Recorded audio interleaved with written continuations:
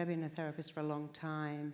I spent my whole adult life studying how the mind works and how to make it work for you. Your mind should be your best friend. It should be your ally. It should be your cheerleader. If it isn't, it will be by the end of this 50-minute presentation.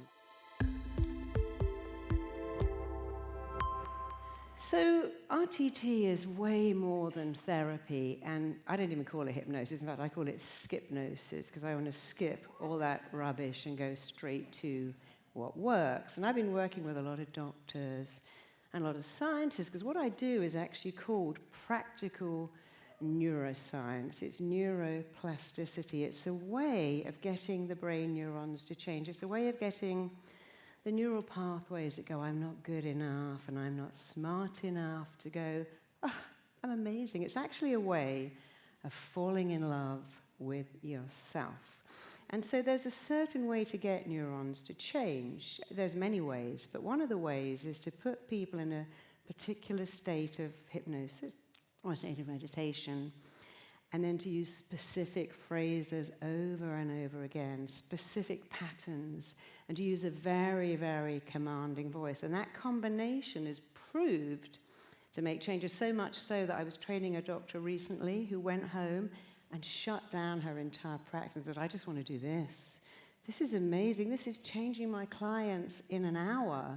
I no longer have to give them prescriptions. And she's just written a book about it. But at the same time, I'm working every month with suicidal teenagers, anorexic children. In the last 10 years, I'm seeing children of 8 with anorexia. It's extraordinary.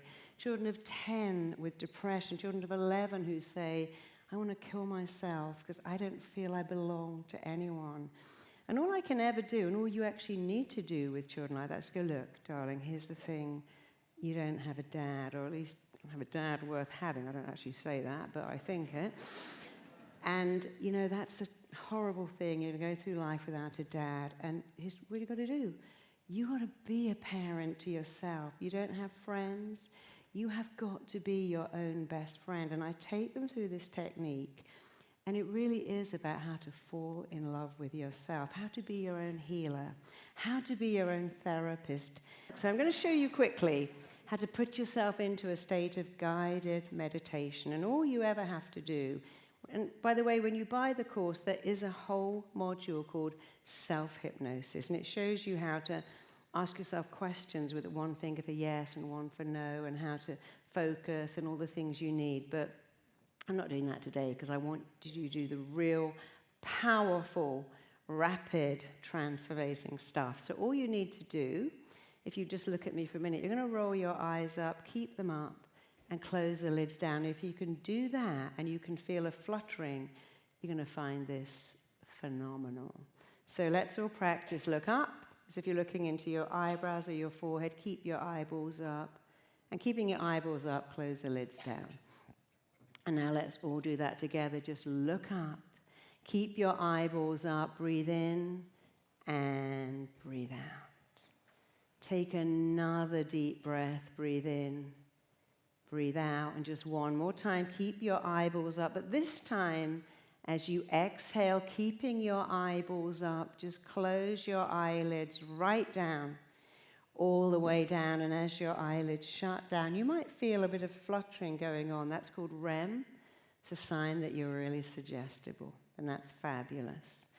So I want you to drop your chin now so you really feel that same looking down feeling that you might get as you look over a balcony or down a flight of stairs. You're looking down 10 steps, and as I count, just going to see your feet and hear your feet and feel your feet treading each step. You're moving on to step 10, going deeper with every number I count. You're taking step 9. You're going deeper into an awareness of yourself. You're taking step 8, just going deeper with every heartbeat.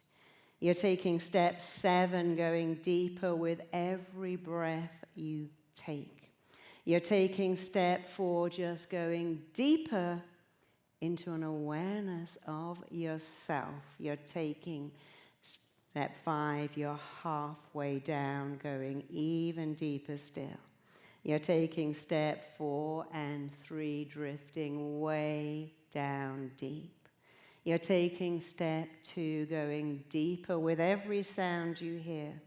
And every sound and noise and movement around you is taking you deeper, deeper, and deeper. And now you're taking step 1, just go deeper. Just go deeper, drift deeper, sink deeper and deeper. It just means you're going deeper into an awareness of yourself. You're going deeper into your own internal state. And as you go deeper, I want you to start thinking about the home you lived between the age of 2 and 10. And if you lived in many homes, it doesn't matter. Your brilliant mind, your genius mind is already filling up your head with a home you lived in between the age of 2 and 10, maybe 1 and 10. It's not that important, but pre-10, you're now thinking about a home you lived in when you were a little kid and you were forming beliefs, making decisions, coming to conclusions. For many of you, those conclusions have hurt you. So like a heat-seeking missile, you are now being pulled back to that home. You are being drawn back, pulled back, taken back. You are traveling back in time to that early childhood home. And there you are right now. You're standing outside the front door. And you're just about to go into that home, go through that door like a heat-seeking missile. You are drawn to the bedroom you slept in as a child. And now you're standing outside that bedroom door. Reach out your hand, put it on the door handle. You're about to go into that room and meet a little kid, you as a child. A sweet little kid, but it's got some really interesting, incorrect beliefs already.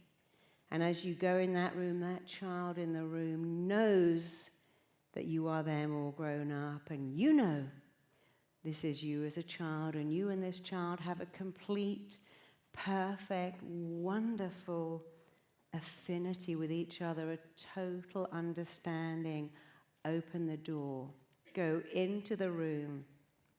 Sitting on the bed as a little kid, you as a child, a sweet little kid, but a kind of confused child who really making great sense of what is going on around them.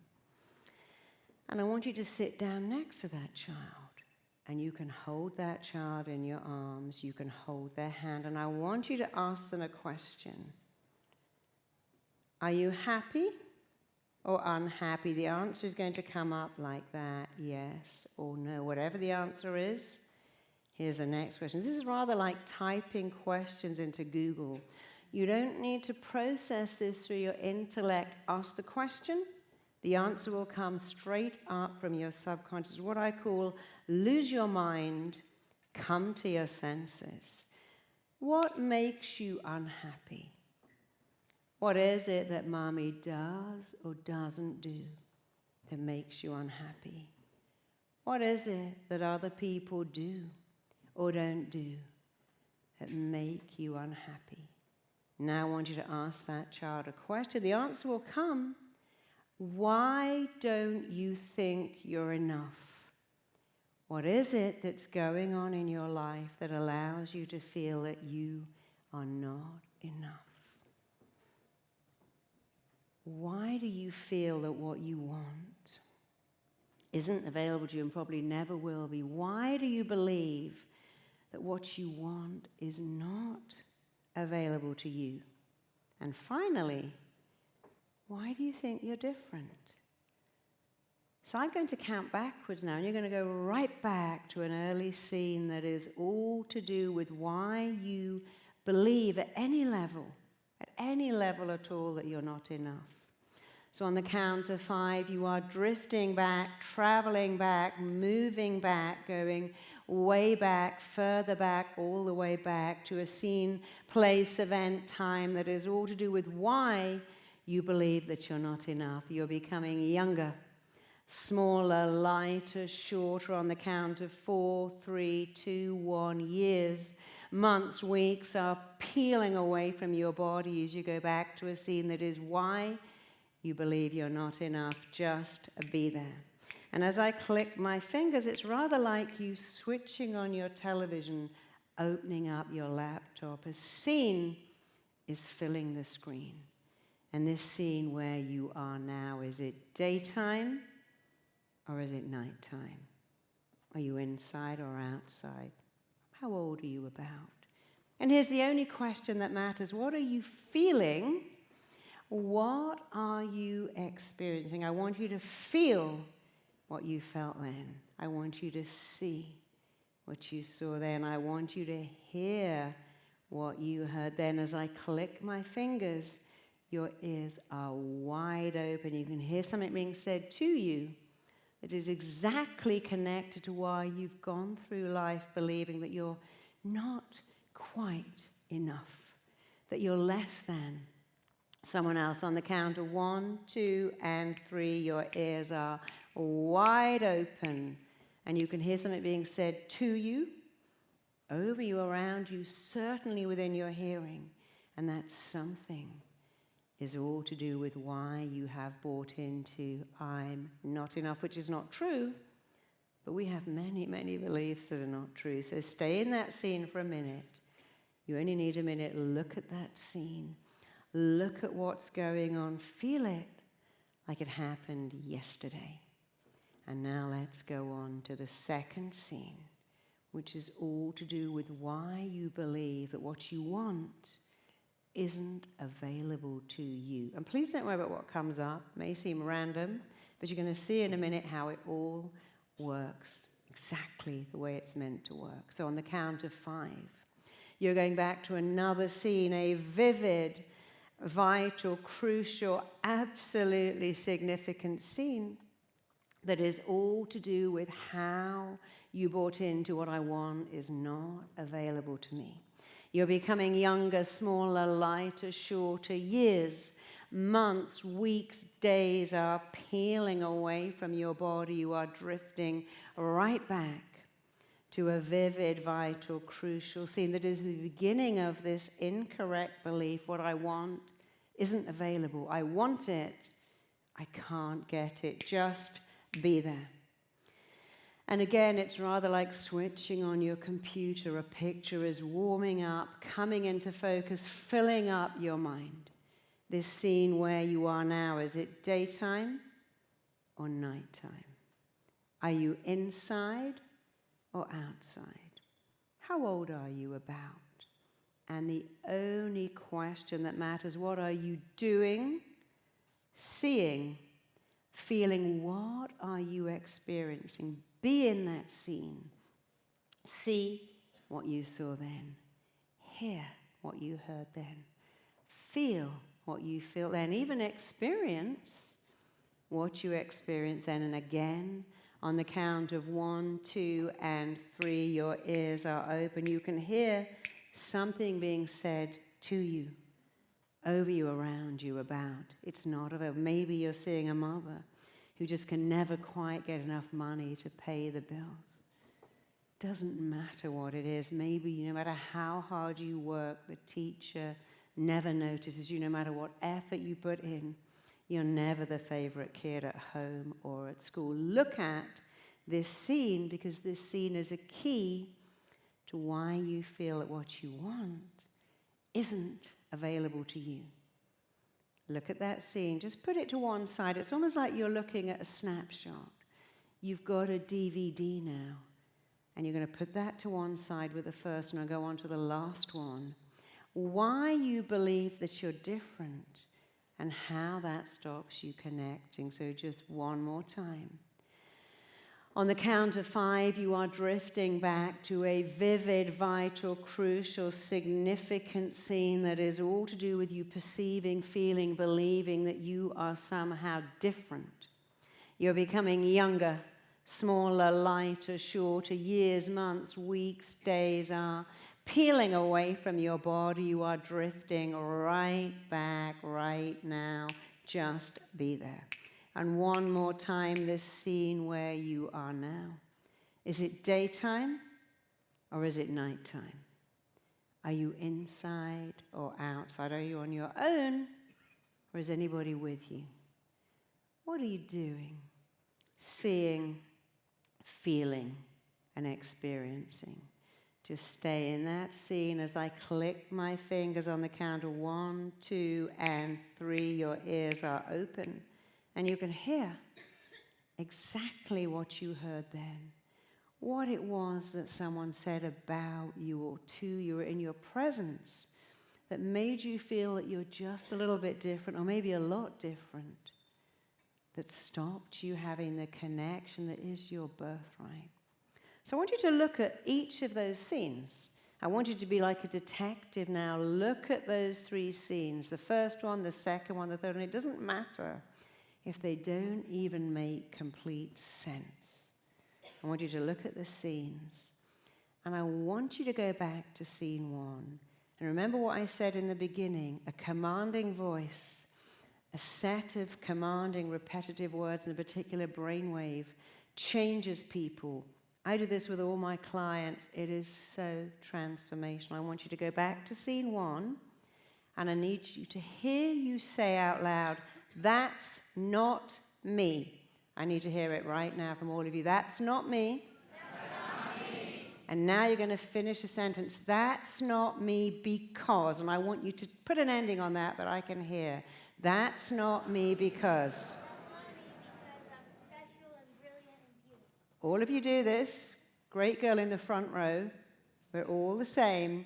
I want you to go, "That's not me because," and then I want you to go, "And that will never be me because," and "That cannot be me because." And please remember, when you do this, you're changing some neural pathways. So let's do it together. Ready, steady. That's not me because. Finish the ending. And that will never be me because. And that cannot be me ever again for the rest of my life because. Start and finish that sentence.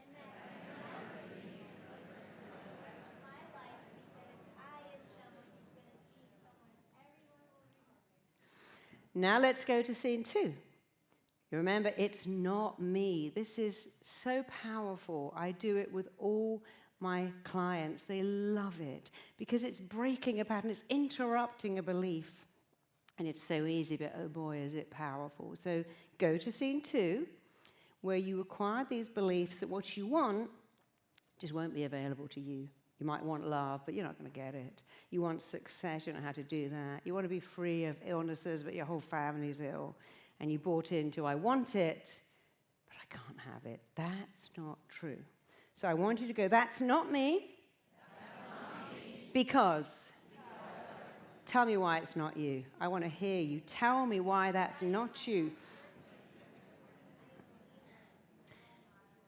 That will never be me because. Tell me why that will never be you again because.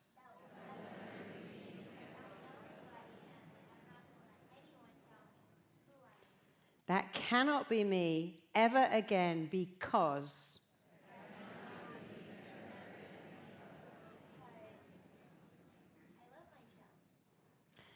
And now let's go to the last one. I'm different, and that means I can never really connect. I can try, I can hope, but I just don't connect properly because inside I think I'm different. I want you to say, "That's not me." That's not me. That little kid who felt different, that's not me. It's not me because.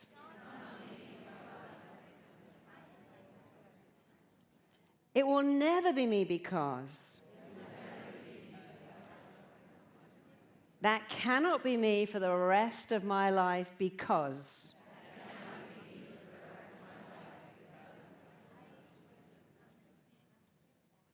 Now I want you to be in that room with that little kid on the bed. I want you to put your arms around that child. Take them by the hand, and I want you to just morph them to wherever you live today. Wherever your apartment is in the world, or your home, or your house, I want you to take that child by the hand, and I want you to move them to where you live now. I want you to open the front door. I want you to go in that door, and I want you to say to that child, "You live in my world. And this is a better place This is a safer place. This is a massive upgrade. I'm upgrading you into this wonderful world. And it's so much better than the other one. And it's going to get even better still. And I want you to take that child through your living room, and I want you to see that you might have Alexa and Sonos and cable TV. You probably have an iPhone 7 and a MacBook Air, none of which you had when you were 7. No one in this room had Alexa 20 years ago. No one had an iPhone 8 20 years ago, and yet we have this belief, I can't have it. I didn't have it then. I didn't have love, so I can't have love. I didn't have attention. I never felt important. I was never significant. I can't have it now. And yet, you are all upgrading your software every day, every month. What about the software in your head? When do you upgrade that?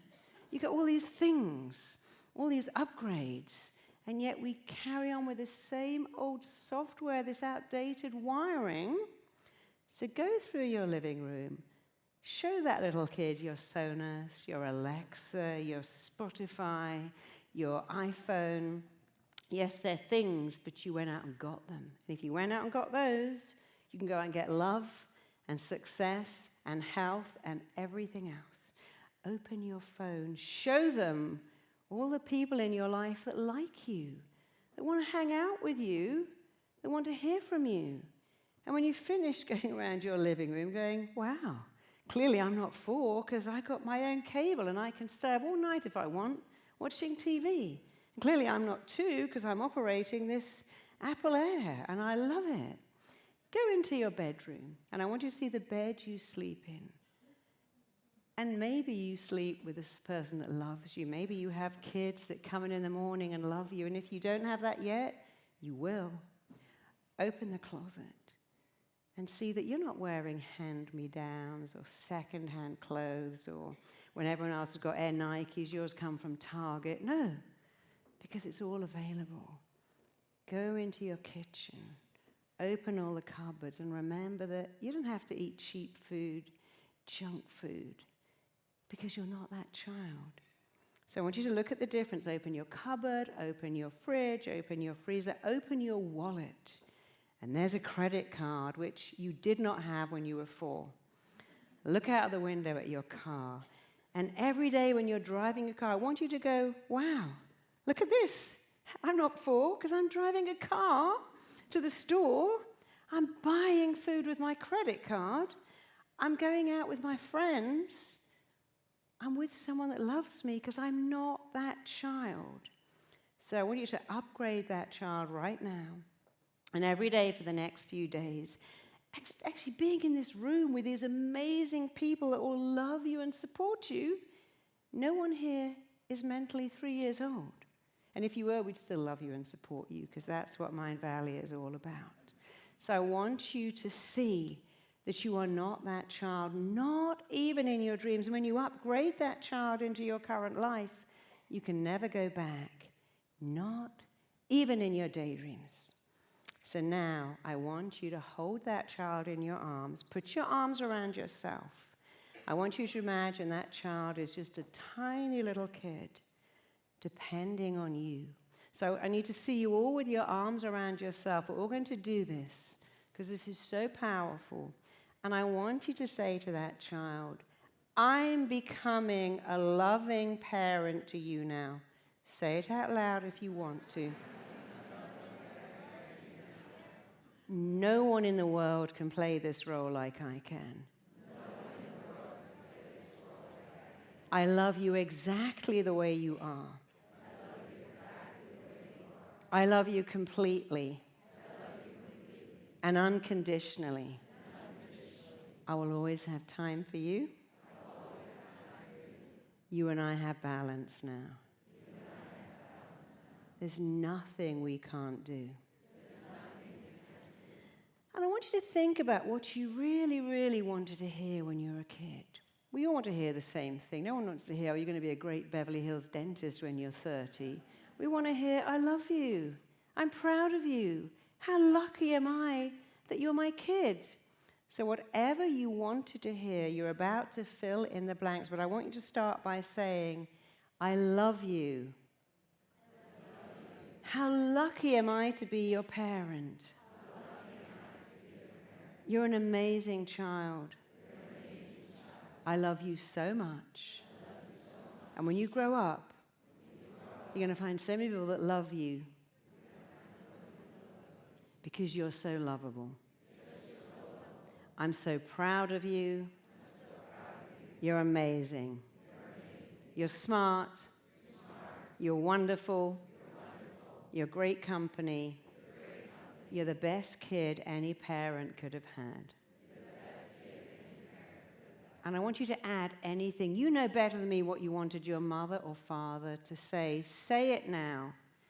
Add it in. Come on, say something. You all have got one thing.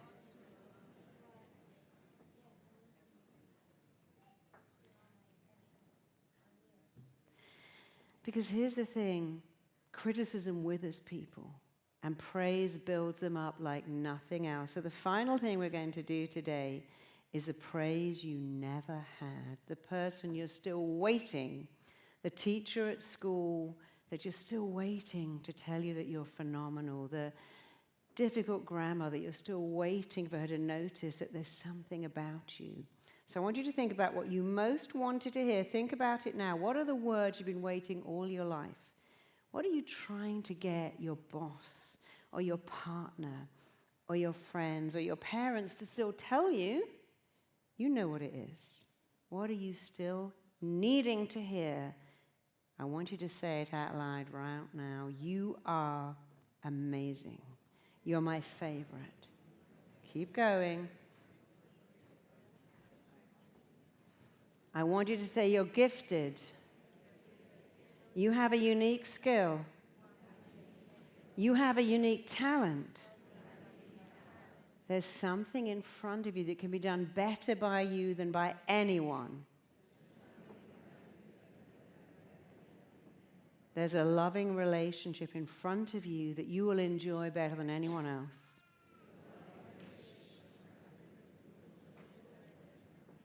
There's a stellar career that you're going to excel at. So just take another minute and please take this opportunity to give yourself the praise you've been waiting for your whole life, knowing that nothing will boost your self-esteem, or knowing that nothing is as important as the words you say to yourself. And please believe one thing, your mind couldn't care less what you tell it. It doesn't care if it's right or wrong. It believes everything you say. So now that you know that, tell it something amazing about you. Go on right now, I'm waiting. Give yourself the praise you've been waiting for. So let me help you out a bit. Let's do this together. I want you to say, I am enough. I am enough. I'm always enough. I'm always enough. I always will be enough. I always will be enough. And because I know it, everyone around me knows it too. I'm so lovable. I couldn't be more lovable. I'm lovable because I'm me. I matter. I'm significant. I have a purpose. I'm here for a reason. There's something on the planet I'm going to do better than anyone else. I'm not my past. I'm not my weight. I'm not my shape. I'm not my size. I'm not my salary. I'm not my apartment. I'm not my job description. What I am is lovable and enough, and that's never going to change. So take a few minutes, and I want you to feel it like lotion on chapped skin. Let that sink in, because that is the truth about you. You are lovable. You're enough. You matter. You're significant. There's no one else in the world exactly like you. Because nature doesn't do that. People go, I've got 2 kids, they're different. It's like, well, that is the point. They're supposed to be the same, because why bother to give you 2 that are identical? Even twins aren't identical. Even identical twins are not identical. So take a few minutes and just let that sink in. Let it in. The most powerful words are let go. Let go of the old stuff and let the new stuff in. And of course, as you let this in, you're making new neural pathways. As you let the new stuff in, the old stuff goes. It's like Giga. Garbage in, good stuff in, garbage out. So as you let the good stuff in, you have to let the garbage out. So take a few minutes, and when you're ready, I want you to just let yourself come back to your full awareness. Remembering these things you can do. It's not me. Upgrading the child. Becoming a loving parent yourself. It's never too late, ever, to be the parent you wanted to have. It's never too late to be your own best friend. So take a minute and just open up your eyes and come back in the room, because although you've returned, you can't go back. Once you do this powerful transforming work, you can't go back. So I've taken you through some of this, the only 3 things that are wrong with you. Of course, when you take RTT for me, every model is longer, every model explains stuff, every model has case histories and things, so you really get it. Oh, there's only 3 things wrong with you, but also, only 3 things wrong with everyone else. I now understand my difficult kid, my cranky boss, my withholding parent. I know what's wrong with them. Upgrading the child, I invented upgrading the child. I created it for clients that didn't do well in regression. It's so powerful. I now do it with, even when they regress like a dream, I still add in upgrading the child because the results are so profound. The only way your mind works, we haven't covered that today, but it's very interesting when you work out there's 3 things to know about your mind.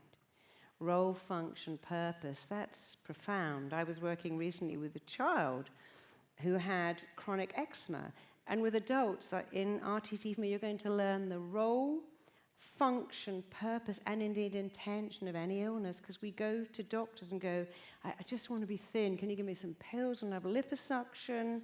But if there's an intention, as long as you're heavy, guys don't look at you funny like they did when you were 10 and your mum's boyfriend lusted after you. So when there's a role, function, purpose of an illness, you're not going to get rid of it with drugs or even surgery. How you get rid of it is understanding why it's there. And so recently I was working with this little kid of 5 who had chronic eczema. I said, you know, darling, if the eczema was your friend, if it wanted to help you, and he said, without skipping a beat, because why is it there? He said, when I stand like that and Mummy puts on the cream and the wet bandages, she doesn't put any cream on that baby, and there you have it, a little child of 5 who kept thinking, I want Mummy to put cream on me. I want Mummy to rub cream into me like with that baby. The mind's like, that's what you want? My job, my number 1 job as your mind is to go ahead and get what you want. You want to be covered in cream. How about eczema? Job done. Now I've got a little kid of 5 with vascular migraines where he practically passes out. That's really unusual. Same thing to him, darling. You know, your mind wants to be your friend. If the migraines were your friend, he said, when Mummy and Daddy fight and I get a migraine, we turn off all the lights and we sit in the dark and the quiet until it goes away, because that child had said, I need Mummy and Daddy to stop fighting. I need to find a way. Just like many kids go, I don't want my uncle to look at me funny like that. I don't want anyone to look at my body. And the mind goes, I'll disguise it. I'll shield you. I'll hide you. Or you can't cope with the pressure. I was working with a girl recently who had to have 41 injections in her head. 41 injections because of migraines. When I asked her the role, she said, nothing I do will ever satisfy my dad. As long as I'm sick, he doesn't expect anything of me. Check out my next video here and download my free self-esteem boosting workbook right here. Play the only part we've ever known, and then you make that part your own. Where you go, you know what? I think it's time for a new part. I was told I could never, ever have children. The whole